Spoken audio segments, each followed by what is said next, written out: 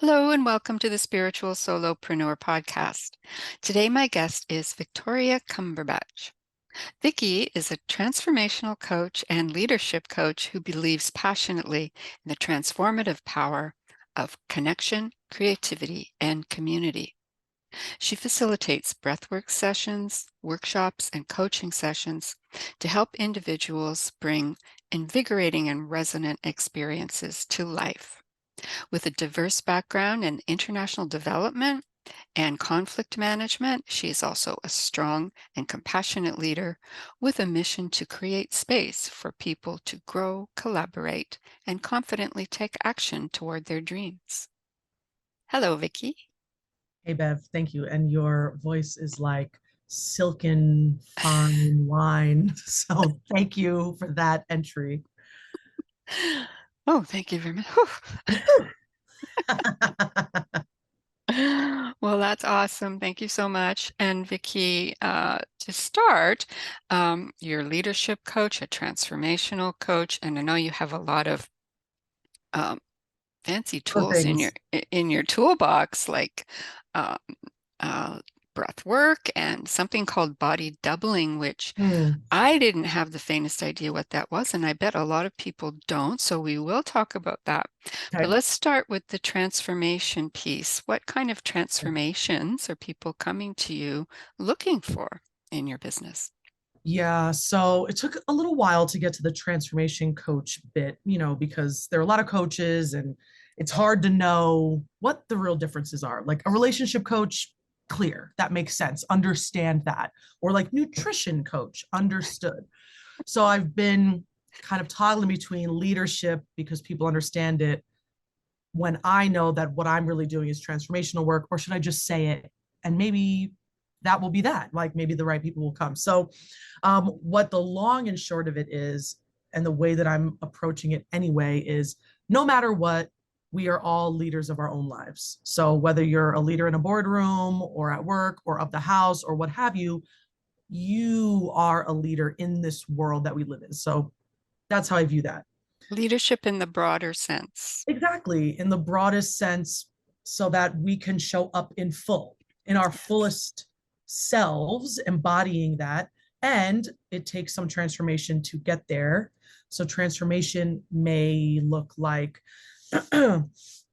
certainly whether you perchance know this term or not, but the Saturn Return, which is like in and around 30 years old, then again in and around late 50s, early 60s, and of course at birth. And that's when those are the cosmic moments when it's the same as when you were born into the world. So your cosmic astrological placements are all the same. And at those moments, there's usually big upheaval in your life. So the big divorce, the big breakup, getting married, finding the person, choosing a different career path entirely with people around you saying, because you've been doing this and now you want to do this. I don't know. And it's these inner pulls that you can't quite elucidate on. You just simply know what I've been doing will not get me where I want to go. And that's where I work very well in that space. Gotcha. I tend to call it going from uh, tension to intention. So being like frictious, I'm doing everything that I was told I was supposed to do, but it's not quite fitting. What else is there? So that's where I sit. Right. That explains a lot. So that Saturn return. So you probably get a lot of people in their early 30s and a lot of people in their late 50s going Yeah, through these sort of little crises. Not little necessarily, but no, no, they're yeah, big, right? And yeah. and I guess it's little in view because they're so commonplace. Like we all know people in our worlds, if not ourselves, that have gone through the big breakup, the big divorce, the finding someone that's completely not your type, and or like Job adjusting change or job change. And I eh, want a promotion and I didn't know I wanted to, or I don't want to promote. I actually don't want to be a CEO. I right. actually don't want to work for myself. I just want it to be right. And this being allowed. And we just are so enveloped in a society that is capitalistic, patriarchal, productivity over everything else, where it's forgotten that we can be in the driver's seat of our lives in a way that everything that got us here, we can leave in the back seat and start afresh. We can, if you'd like. In fact, there are optimal times for doing it, In fact, there apparently. are. Exactly. So yeah, in a life that is not today's life, maybe next year or sometime later, I do want to write a Saturn Return book. Yeah. A la Chicken Soup for the Soul. Do you remember those? Which? Oh, yeah, Chicken yeah, Soup yeah. for the Soul. Sure. Yeah. Vignettes, stories, things like Yeah. that. So Yeah. Awesome. in the Do it. future. Do it. Okay. So, what tools do you use to help people with this transformations at these optimal times? Yeah, so I refer to it as a res kit, your resilience toolkit. And at the end of the day, because I really feel that coaches cannot make any guarantees because we are there to walk alongside you. We're not doing the doing for you. So, with that being said, I really believe that everybody I work with already has all like an entire toolkit that is bespoke to them. However, it's in their mental attic, it's dormant. I forgot all about it. I haven't used it, didn't work this time, it won't work this time. Just the things we forgot about. So, what I'm really working toward is resurfacing what you forgot was there. So, some of those tools, so I have them in three different viewpoints in my mind, which is grounding and being like embodied in our vessel that we live in. So that could be breath work, that could be going to a movement class in community, that could be I don't know, going hiking, Right. climbing, like things. And then there are like mental models. So there are ways to reframe old stories. So, for example, one of my bigger stories is that I'm behind. I don't know enough. I will not ever know enough. Therefore, I am dumb. And how could anybody possibly want my services? That's my big story. Yeah. So Yeah. a reframe can be around, okay, well, the truth is people are finding my services and their feedback has been really excellent. And I have chosen to, here's my own tool. I have a happy folder in my email inbox. So it's like a label. Any feedback I receive from any medium anywhere, I email it to myself and I chuck it in that folder. So when I'm hitting my story, I know I can go there. I know I can call a friend. I know, like I know that's a tool that I would use. Mental models, embodiment, and exercises, which would be things like mind mapping. So I tend to work with a lot of people with neurodivergence, ADHD, dyslexia, autism. So the best places that I have found to go, especially for myself, is non-linear thinking and Hmm. mind mapping, like Venn diagramming, concentric Venn diagrams and all the way out, allows us to skip the rational linear and go into creativity and see what comes up. And typically along that process, clarity is found, Hmm. but the process must be done. So that's like one example of a process that I would do. I would bring in, if I'm with a client and I'm seeing them talking through their story. Oh, well, I know this never works because, and this has always been the case when, and I never am able to, and I start to notice that, I might choose into, hey, why don't we give this exercise a shot?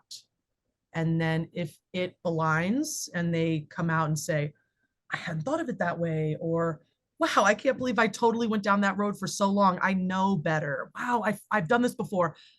That's a tool in their own kit that they remembered or brought back. As long as there's alignment, that's the one. If there isn't, I'll just keep tossing stuff out until something hits. I'll never take it personally. So, everybody doesn't want to journal, but some people are verbal processors, so they want to make voice memos in their phone. That's Hmm. me. Hmm. So there is this multimodal way that I like to work. So one of the bigger questions I ask when I do get clients is, what's your learning style? So that I can fashion everything toward, okay, they're already visual, so let me send videos and never send anything written. So it's extremely personalized. This is not it'd be Yeah, hard to do this in a group, wouldn't it? Or it's can you? really hard to do that in a group. So I do group, and when I do, I just go based off my gut. Yeah. Yeah. Yeah, Well, I'm sure you have excellent intuition, so you're probably thanks. tuning into It's the tuning in too. energies of whoever is there anyways. Yeah, and I'll say it aloud. You know, I'm Yeah. very direct. I'm also from Jersey, so it's like, listen, I heard everybody say how positive everything is, but it's looking like it's not.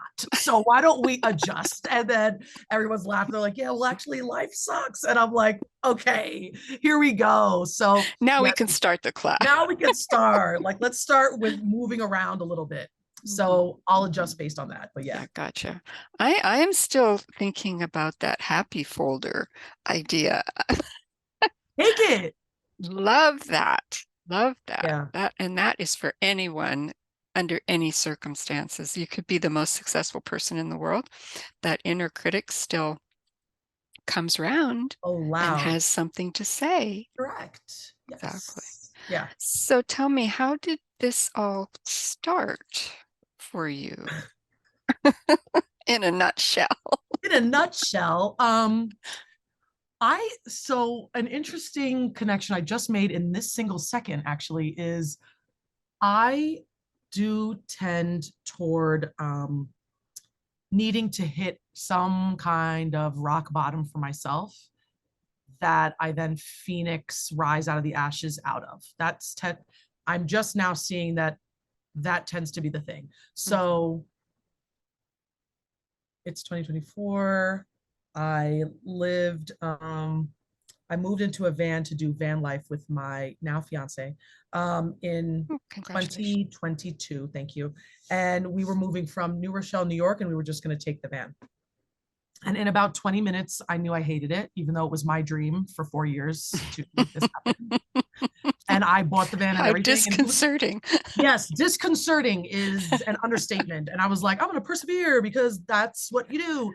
So I persevered for a year. And by the bottom of that year, which coincided with kind of rolling into Denver, we didn't have anybody here, didn't know anybody, didn't like nothing. I was very depressed. And I don't tend toward depression. I can get pretty blue and like malaised, but depression, it was Mm, familiar, but not common. So, and I had nobody around me, no friends, no family, it was just he and I. So all the good things and the mm, bad things were just us. And I happened to go to a wedding of this friend, and a few of my friends were there. And one pulled me aside and said, your light is dim. What's up? And mm, I just hadn't been seen like that in what ended up being a few years, because this is within COVID. So even before we moved into the van, I also had nobody around. And I just felt so seen, and I didn't realize I wasn't hiding it well. So we talked, and she said, it's now time to do this program I've been telling you about, which is kind of like a la landmark mm, performance and transformation intense coaching program thing. mhm, So I was like, all right, I don't know anything about anything, so let me go ahead and give it a shot. And I went, and whoa. So it was intense, difficult. I friggin' hated it. I couldn't get enough of it. I was obsessed, but I hated everybody there. You know, it was like, whoa, like this is crazy. And then upon finishing, I thought, I just got all these downloads. Like, you're not in your zone of genius. You need to create a workshop on zone of genius. You need to be speaking more. This is what you need to speak about. And I mean, I couldn't get the notes down fast enough out of my mhm, head. mhm, So then I kind of adjusted from full-time work to community consulting, which was what I've been doing for 12 years, community development work. And then I thought, oh, I'll just do this. And then I kind of migrated to, maybe I'll facilitate workshops and speak, because people would hire me for those things. Then I went back to that program, as a coach, which means I'm a volunteer. And I got to see behind the veil of the technology they were teaching us. And I was like, oh, this is some shit. So then I was addicted.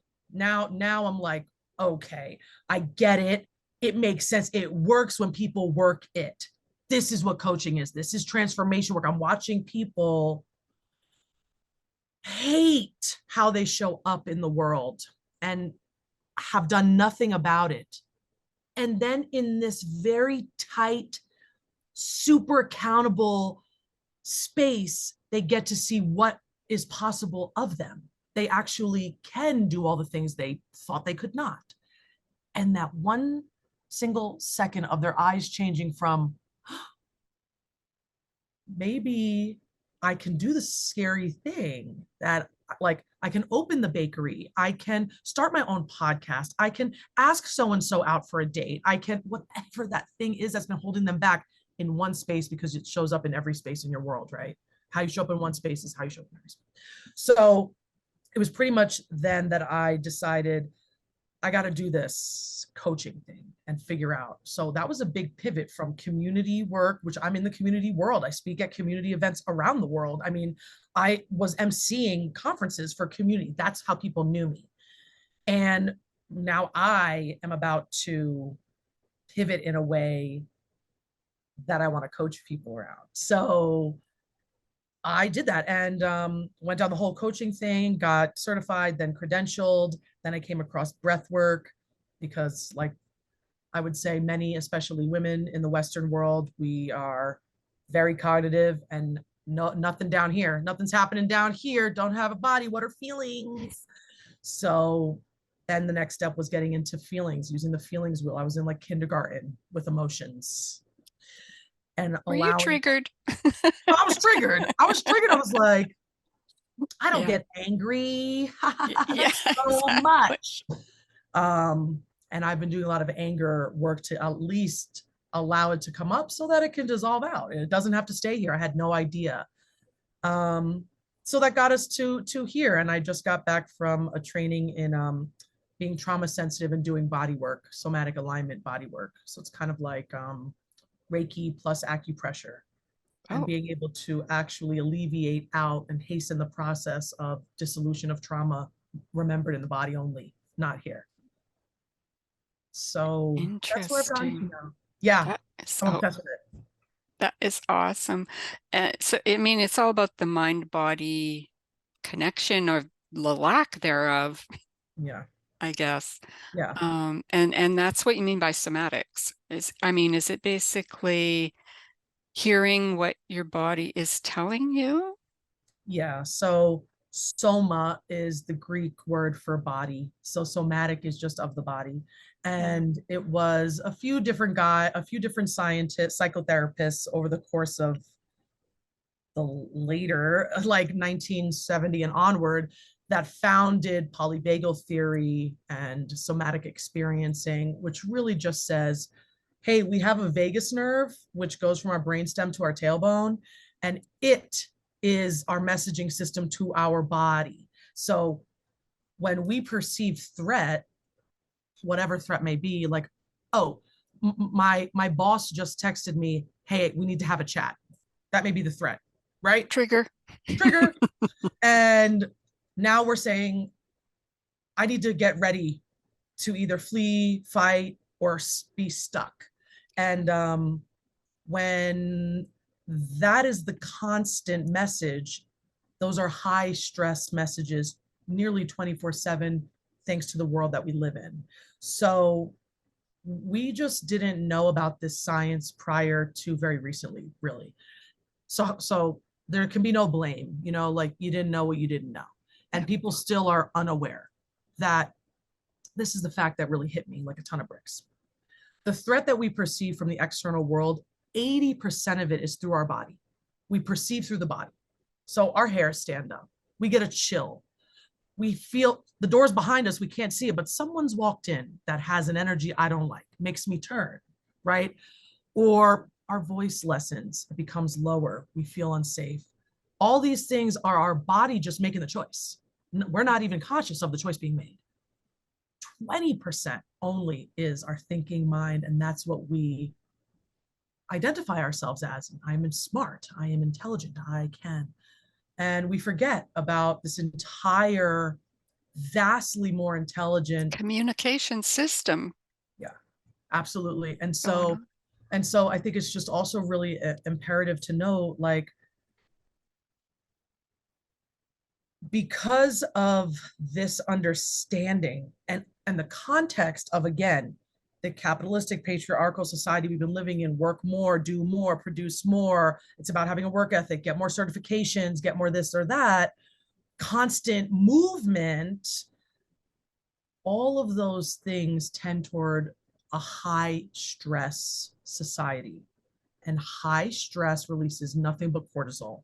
And many of the more common ills we have in our world, in our small groups, in our families, is all high cortisol driven dis-ease, endocrine disorders, neurodivergence, breathing issues, cardiovascular, pains Chronic I, pains anything. I can't just, why is it happening? I can't figure this out. Why can't I move my hips? I have constant hip pain, because that's where the stuff is being held. Yeah.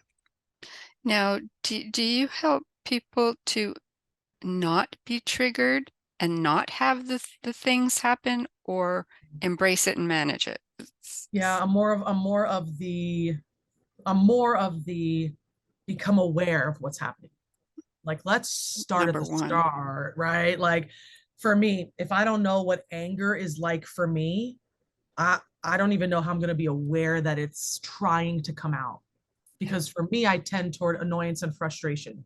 Those don't feel like angry to me, but that's down here, feeding that. So firstly is getting some data points so that you can become aware. And sometimes that has to come from a third party. So I'm pretty vocal with feedback. In the moment, especially if we're on a video call or we're in person, I'll say, hey, your shoulders went up real quickly just there. What was that? So I'm pointing out the body language because that's what I needed. Yeah. Like, I get real tight in my mouth and I swallow a lot when I'm angry. I had no idea until someone else told me. So becoming aware and then allowing it to have its space. So a really great place for that is breath work, the breath work that I do. I mean, people are screaming, they're crying, they're primal, they're don't touch me, don't, I mean, things are coming out. In a coaching environment, it may be, tell me what's got you hot. Go for it. Everything is allowed. So let it express itself. And then we work with it. Okay, so let's down regulate. And down regulation could be myriad things. It could be, I feel really good now that I just got that off my chest. That may be it. Let's shake like animals shake, which is from Yeah. polyvagal theory, right? So let's just shake. We can do the same thing. Um, let's listen to one song that'll get us dancing, right? And just the whole point is now shake, like dissolving it out of the body, because Dissipate. emotions, energy in motion. So we need to finish the process. And then when we're finished with the process, it is done. Yes, the trigger may come up again. And what you now have is another tool. And I just gave several tools, the song, shaking, whatever, those are tools. If you The tend toward awareness one, exactly, is the main one. is the main. Exactly. That's the one where most of us are missing. When I said we're disconnected from here down, we Yeah. don't even know what we do. You may have a twitch you don't notice, and everyone else knows, and they think you know. They're certainly not going to tell you. Tell you exactly, exactly. So there is a level of serious vulnerability and honesty, at least with working with me, and especially if you're going to be doing somatic experiencing, which many therapists now offer somatic based therapy, or there's somatic based da da da da. And what that means is I'm bringing the body in. I'm bringing the body into our practice. We're not just thinking. We're not just talking and thinking. Yes, that's all. Exactly. So tell me about the body doubling. Ah, yes, the body doubling. Okay, so body doubling is a psychotherapy technique that was essentially created for those with ADHD or neurodivergence to simply be better able to focus. That was the purpose. And it literally means you have a double of your body, your physical body. So, Bev, you say to me, I really need to work on my business strategy. I'm really not wanting to do it. Will you just get on a Zoom with me for an hour and we're both going to work? Don't have to talk. Don't have to check each other's work. Don't have to be doing the same thing. I could be focused on doing dishes and folding laundry. But the point is, you are peripherally seeing me focusing.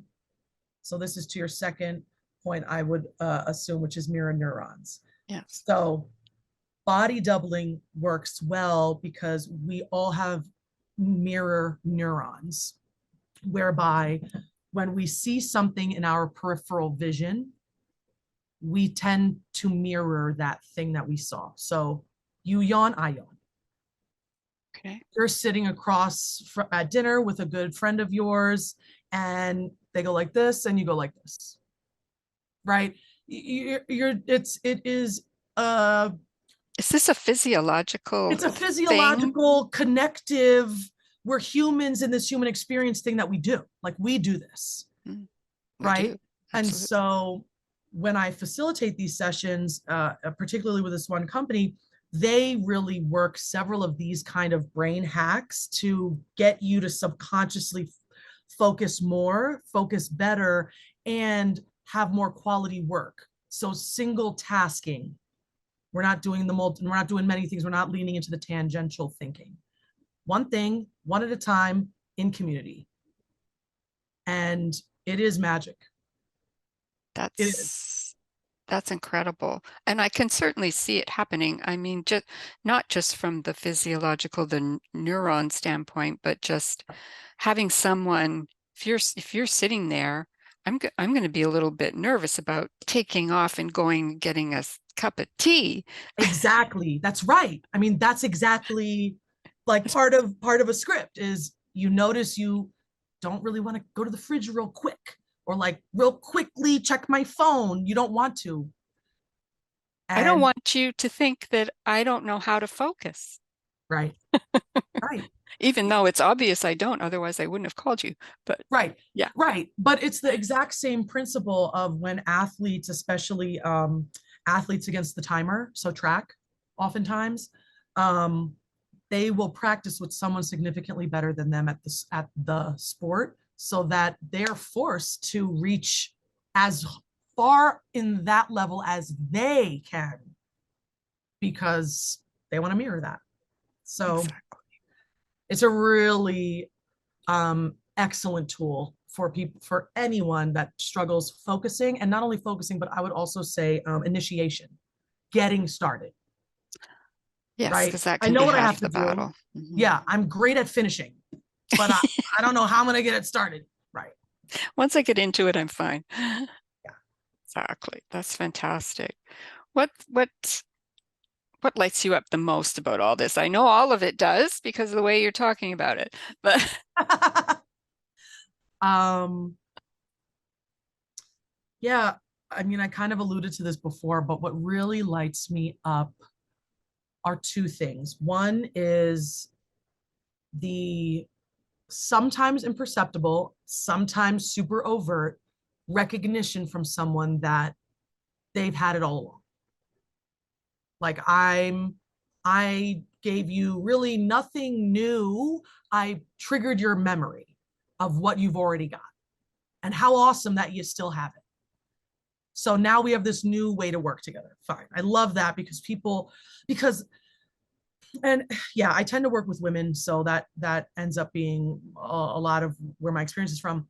But the most common things, right, is like the chipped away self-worth, the chipped away self-trust. I don't trust my decisions. I don't know which way to go. I don't know. I don't know. I don't know. And we're so okay as a society with I don't know and whatever comes after that, that it's so normalized, it feels like an answer. So what if you got to know, then what might that be like? And then there's also the like autonomy and responsibility aspect that I think is really important. So when people start to work toward these areas, which is what I'm transformation coaching doing in the background that they don't maybe see, is I'm trying to see, can we build up this self-trust, agency, and self-esteem by, you don't give me any credit. Oh my God, I couldn't have done this without, like, that's cute, but that's not right.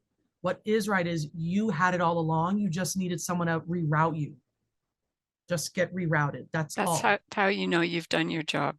That's right. And that's why coaching ideally would not be long term, like talk therapy, Mm-hmm. because we got to go, we're hitting it, and let's pause and let's integrate. So that would be my second thing that lights me up, is I love integration moment. So that may look like a multitude of things, but most obviously is in breath work. So I do like 2 hour kind of ceremonial events here in Denver. I only do it in person. And about 30 to 45 minutes of that is post breathing. We're sharing as a community, hearkening back to ancient times around the fire. And we're just letting it come out. We're just brain dumping. It may not make sense to anyone but us, but we're getting it out of us. And I love to hold space for that and do a little coaching in the moment, because that's when it's really supple. Our neural pathways are still open to being shifted. So I like to go in there and say, is that true? So were you able to reframe that conversation that you had at 5 years old with that person? Because that's what we're able to do within the breathwork experience, is we're able to really rework neural pathways, which is ideal. Which is permanent, right? Yeah. Yes, yes, Yeah, yes. that's awesome. What's your message for our audience? And I think we were going to throw some runes if you have any there. I was I nervous about the runes. I I know have you 3 of you them. and I like cards and oracles and runes and things like that. If you want to, we can. Otherwise, um, just give us a parting message for the audience for today. What's My parting message is hopefully you've been gathering this along the way, but you have what it is you need 99% of the time. And in that 1% of the time, you do get to ask for support. And we all get to ask for support, because what are we doing if we're all doing everything alone? What's the friggin' point? That's exactly really my message. exactly Sometimes people want nothing more than to be of service, and specifically to you, specifically for something, just to be there for no other reason, not for anything in return. Sometimes that's a gift in itself. So being open to reception. beautiful. How can people find out how to get hold of you and join one of your sessions? Yeah, so everything is very easily on my website, adventuresofcommunity.com, which, as you can see, I do a lot of things in communities. So that's the name, Adventuring Through Community. And I also facilitate body doubling sessions on an app called Flown. So you can also find me there. It's forever free on Fridays. You can always pop in on a Friday. I tend to facilitate on Fridays. So those will probably be the easiest ways. Beautiful. Well, we will throw runes next time. How about that? Thank you. I Okay. could do with a little more honing of my nerves before doing that in the outside world, to be honest. Okay, no problem. Thank you. We'll practice in the Yeah. meantime. Well, Thank you thank you so much, so Deb. much for being here, Vicki. It's been a pleasure and Thank you. super informative. Thank you so much for your energy and all that you do. Absolutely. All right. Talk to you again soon, okay? Talk soon. All right, bye.